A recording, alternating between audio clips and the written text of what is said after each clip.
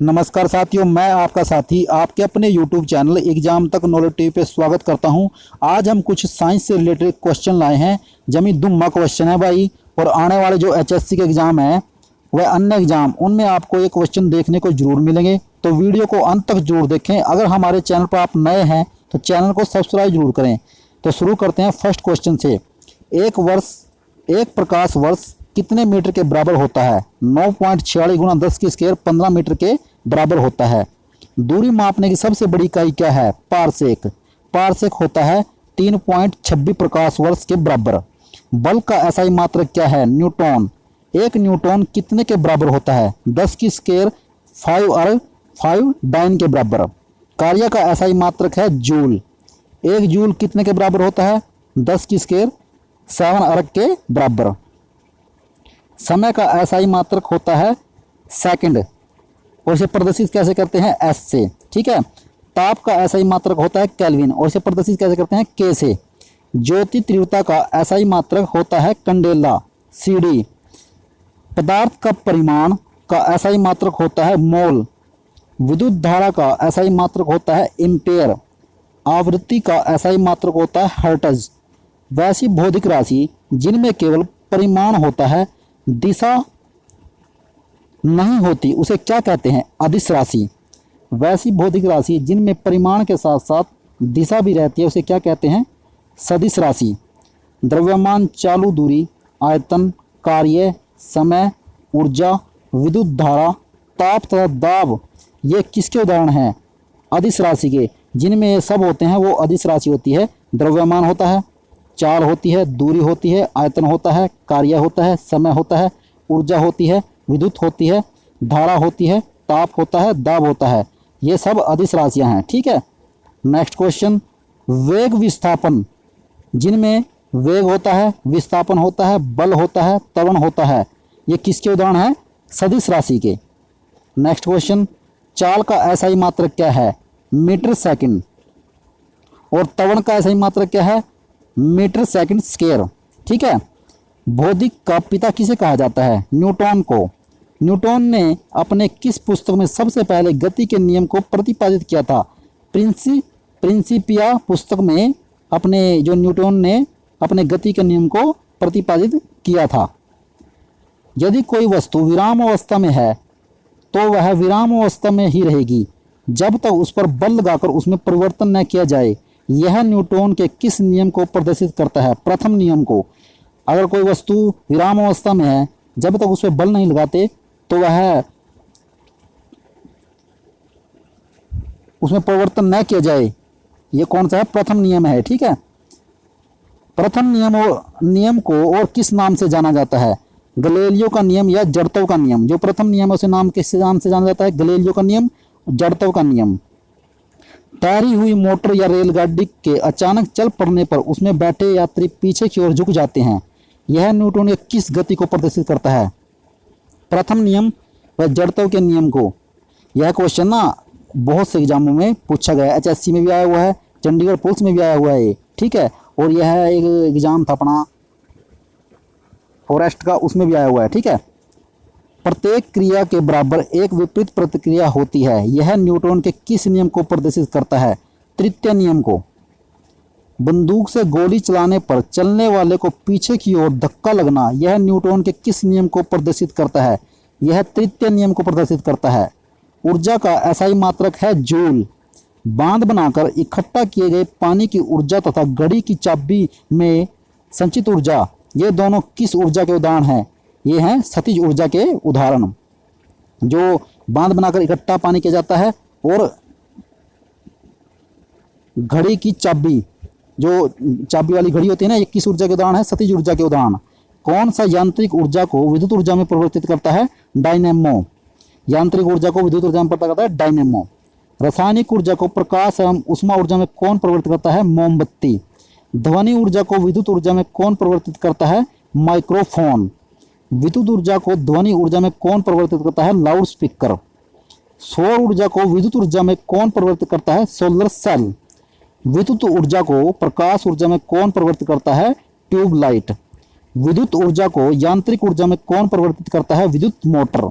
रासायनिक ऊर्जा को विद्युत ऊर्जा में कौन परिवर्तित करता है? विद्युत सेल। यांत्रिक ऊर्जा को ध्वनि ऊर्जा में कौन परिवर्तित करता है? सितार। शक्ति का ऐसा ही मात्रक होता है वाट या अश्व शक्ति। गुरुत्वाकर्षण बल को किसने प्रतिपादित किया था? न्यूटन ने। लिफ्ट ऊपर की ओर जाती है तो लिफ्ट में स्थित पिंड का भार बढ़ जाता है। जब लिफ्ट ऊपर की ओर जाती है ना, तो जो उसमें अंदर व्यक्ति होते हैं उनका भार बढ़ जाता है। ठीक है। जिस उपग्रह का परिक्रमण काल पृथ्वी के परिक्रमण काल के बराबर होता है उसे कौन सा उपग्रह कहते हैं? भूस्थयी उपग्रह। भूतुल्यकालिक कक्षा में संचार उपग्रह स्थापित करने की संभावना को सबसे पहले किसने व्यक्त किया था? आर्थर सी क्लार्क ने। दाब एक अदिश राशि है। दाब का ऐसा ही मात्रक क्या होता है? पास्कल। वायुमंडलीय दाब का ऐसा ही मात्रक क्या होता है? बार। एक बार कितने के बराबर होता है? 10 की स्क्वायर 5 न्यूटन मीटर के। पृथ्वी की सतह से ऊपर जाने पर वायुमंडलीय दाब कम हो जाता है। ऊंचे पर्वतों पर खाना पकाने में कठिनाई क्यों होती है? वायुमंडलीय दाब कम होने के कारण। जब हम हमारे माउंट एवरेस्ट पर जाते हैं ना खिलाड़ी, तो वहाँ पर जो वायुमंडलीय दाब कम होने के कारण वहाँ पर जो भोजन है वो नहीं बनाया जा सकता। ठीक है। नेक्स्ट क्वेश्चन, वायुमंडलीय दाब को किस यंत्र से मापा जाता है? बैरोमीटर से। मौसम संबंधी पूर्वानुमान किस यंत्र की सहायता से लगाया जाता है? बैरोमीटर की सहायता से। जो मौसम का अनुमान लगाया जाता है वो बैरोमीटर की सहायता लगाया जाता है कि आज कितनी गर्मी पड़ेगी, कितनी सर्दी होगी। ठीक है। और मौसम कैसा रहेगा, साफ रहेगा, बादल आएंगे, वर्षा होगी, ये सब बैरोमीटर से नापा जाता है। बैरोमीटर का पाठ्यांक जब धीरे धीरे नीचे गिरता है तो किस चीज की संभावना होती है? वर्षा होने की। बैरोमीटर का पाठ्यांक जब तेजी से नीचे गिरता है तो किस चीज की संभावना होती है? आंधी आने की। हाइड्रोलिक लिफ्ट, हाइड्रोलिक प्रेस तथा हाइड्रोलिक ब्रेक किसके नियम पर कार्य करते हैं? पास्कल के नियम पर। जब कोई वस्तु किसी द्रव में पूरी अथवा आंशिक रूप से डुबोई जाती है तो उस वस्तु का भार वहां से हटे हुए पानी के भार बराबर हो जाता है। यह सिद्धांत किसने दिया था? आर्किमेडीज ने। ठीक है। अपेक्षित घनत्व रिलेटिव डेंसिटी को किसने मापा था? हाइड्रोमीटर से। अपेक्षित घनत्व किससे मापा जाता है? हाइड्रोमीटर से। सामान्य जल की अपेक्षा समुद्री जल का घनत्व होता है अधिक। घनत्व का ऐसा ही मात्रक होता है किलोग्राम मीटर। दूध की शुद्धता किस यंत्र से मापी जाती है? लैक्टोमीटर से। पृष्ठ तनाव का ऐसा ही मात्रक होता है न्यूटन मीटर। लालटेन या लैंप की बत्ती में तेल ऊपर की ओर चढ़ना या पेड़ पौधे की शाखाओं, तनों व पत्तियों तक जल और आवश्यक लवण का चढ़ना किसका उदाहरण है? कैसिक तत्व का। साबुन, डिटर्जेंट आदि जल के पृष्ठ तनाव को कहते हैं। साबुन, डिटर्जेंट आदि जल के पृष्ठ तनाव को करते हैं कम। साबुन के घोल के बुलबुले बड़े इसलिए बनते हैं कि जल में साबुन घोलने का उसका पृष्ठ तनाव कम हो जाता है। संयंता किसका गुण होता है? द्रवों तथा गैसों का। आदर्श तरल की संयंता क्या होती है? शून्य। ज्वालामुखी से निकलने वाला लावा बहुत अधिक गाढ़ा होने पर भी तेजी से बढ़ता है क्योंकि उसका घनत्व अपेक्षाकृत होता है कम। एक निश्चित पथ पर गति करती हुई वस्तु जब निश्चित समय अंतराल के पश्चात बार बार अपने पूर्व पति को दोहराती है तो इस प्रकार की गति को क्या कहते हैं? आवर्त गति। चंद्रमा पर लोलक घड़ी को ले जाने पर उसका आवर्तकाल बढ़ जाएगा। किसी पदार्थिक माध्यम, ठोस, द्रव अथवा गैस से संचालित होने वाले तरंगे क्या कहलाती हैं? यांत्रिक तरंगे। ध्वनि किस तरंग का उदाहरण है? अनुदैर्ध्य तरंग का उदाहरण है ध्वनि। सभी विद्युत चुंबकीय तरंगे किसकी बनी होती हैं? फोटॉन की। विद्युत चुंबकीय तरंगों की तरंगदैर्घ्य कितना होता है? 10 की स्क्वायर 14 मीटर सेकंड 10 की स्क्वायर 4। गामा किरणों की आवृत्ति कितनी होती है? 10 की स्क्वायर 20 हर्ट्ज से 10 की स्क्वायर 18 हर्ट्ज। रेडियो तरंगों की आवृत्ति कितनी होती है? 10 की स्क्वायर 10 हर्ट्ज से 10 की स्क्वायर 4 हर्ट्ज। ठीक है। एक्स किरणों की आवृत्ति कितनी होती है? 10 की स्क्वायर 18 हर्ट्ज से 10 की स्क्वायर 16 हर्ट्ज। परामैंगनिक किरणों की आवृत्ति कितनी होती है? 10 की स्क्वायर 16 हर्ट्ज से 10 की स्क्वायर 14 हर्ट्ज। गामा किरणों का तरंगदैर्घ्य कितना होता है? 10 की स्क्वायर 14 एम से 10 की स्क्वायर 10 एम। एक्स किरणों का तरंगदैर्घ्य कितना होता है? 10 की स्क्वायर 10 एम से 10 की स्क्वायर 8 एम। गामा किरणों की खोज किसने की थी? पॉल विलार्ड ने। एक्स किरणों की खोज किसने की थी? रोंजन ने। ठीक है। पराबैंगनी किरणों की खोज किसने की थी? जॉन रिटर ने। रेडियम की खोज मैरी क्यूरी ने की, लेकिन रेडियो सक्रियता की खोज किसने की थी? बेकरूल ने। रेडियो का आविष्कार किसने किया था? मार्कोनी ने। दृश्य विकिरण की खोज किसने की थी? न्यूटन ने। अवसर तरंगें किसे कहते हैं? 20 हर्ट्ज से कम की आवृत्ति वाली तरंगों को। कितनी आवृत्ति वाले तरंगों को हमारा कान नहीं सुन सकता? 20 हर्ट्ज से कम की आवृत्ति वाली तरंगों को हम नहीं सुन सकते। श्रव्य तरंगों की आवृत्ति कितनी होती है? 20 हर्ट्ज से 20,000 हर्ट्ज, इससे हमारा कान सुन सकता है। प्राक्षीय तरंगें किसे कहते हैं? 20 हर्ट्ज से ऊपर की आवृत्ति तरंगों को।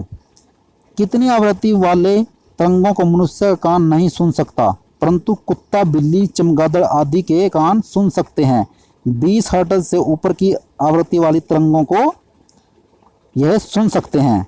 विद्युत चुंबकीय तरंगों के गुणों की अवधारणा किसके द्वारा प्रतिपादित की गई थी? मैक्सवेल द्वारा। कौन सी तरंगें विद्युत चुंबकीय नहीं होती? कैथोड तरंग किरणें, कैनाल किरणें, अल्फा किरणें, बीटा किरणें, ध्वनि तरंगें व प्राक्षीय तरंगें। समुद्री गहराई का पता लगाने के लिए किस तरंग का इस्तेमाल किया जाता है? प्राक्षीय तरंग का। दूध के अंदर के हानिकारक जीवाणुओं को नष्ट करने में किस तरंग का इस्तेमाल होता है? प्राक्षीय तरंग का।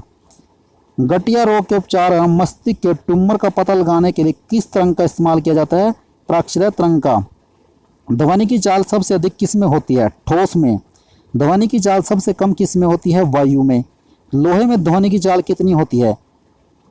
5130 मिलीमीटर सेकंड। जल में ध्वनि की चाल कितनी होती है? 1483 मिलीमीटर सेकंड। वायु में ध्वनि की चाल कितनी होती है? 332 मिलीमीटर सेकंड। अल्कोहल में ध्वनि की चाल कितनी होती है? 1213 मिलीमीटर सेकंड। कांच में ध्वनि की चाल कितनी होती है? 5640 मिलीमीटर सेकंड। एल्युमिनियम में ध्वनि की चाल कितनी होती है? 6420 मिलीमीटर सेकंड। ध्वनि का एक माध्यम से दूसरे माध्यम में जाने पर चाल एवं तरंगदैर्घ्य तो बदल जाती है, जबकि क्या नहीं बदलती? आवृत्ति। यदि मैक संख्या 5 से अधिक है तो ध्वनि की चाल क्या कहलाती है? अति पराध्वनिक। यदि मैक संख्या 1 है तो ध्वनि की चाल क्या कहलाती है? पराध्वनिक। उष्मा की 1 कैलोरी मात्रा कितने जूल के बराबर होती है? 4186 जूल के बराबर। उष्मा की 1 किलो कैलोरी मात्रा कितने जूल के बराबर होती है? 4146 जूल के बराबर। ब्रिटिश थर्मल यूनिट बराबर होता है 252 कैलोरी के।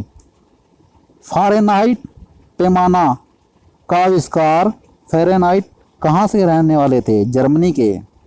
पारा कितने डिग्री सेल्सियस पर जमता है? -39 डिग्री सेल्सियस पर। अल्कोहल कितने डिग्री सेल्सियस पर जमता है? -115 डिग्री सेल्सियस पर। पारा थर्मामीटर का आविष्कार किसने किया था? फ़ारेनहाइट ने। 1 ग्राम जल का ताप 1 डिग्री सेल्सियस बढ़ने के लिए कितनी ऊष्मा की आवश्यकता होती है? 1 कैलोरी ऊष्मा की। कितनी डिग्री सेल्सियस पर जल का घनत्व अधिकतम होता है? 4 डिग्री सेल्सियस पर।